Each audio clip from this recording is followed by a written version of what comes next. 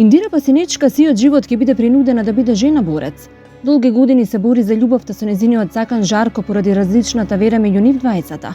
А кога докажува дека љубовта е најсилна, им се раѓаат 3 деца кои уште повеќе ќе ја зајакнат нивната љубов. Многу слога, радост, смеа и разбирање ќе ги бојат деновите на ова среќно семејство, но очигледно дека Господ ќе одлучи да даде поинаков тек на нивните животи. Па на 23 октомври оваа година, додека Индира е на работа и ништо не насетува, пламен ќе изгори се што е вредно за неа. И го гори животот, и ја гори куќата, и го гори најмилиот, за на крај да ја изгори и душата. Една недела после страшниот пожар Индира за секогаш го губи сопругот Жарко, како резултат на вдишениот чад од тој комен ден. Куќата е изгорена до темел, да може да го врати, вели таа, би спиела и под отворено небо, но децата се мали па мора за нив да најде некакво решение зашто во моментот е сместена кај роднина. Денес таа не е ни свесна како ќе продолжи понатаму да живее без него.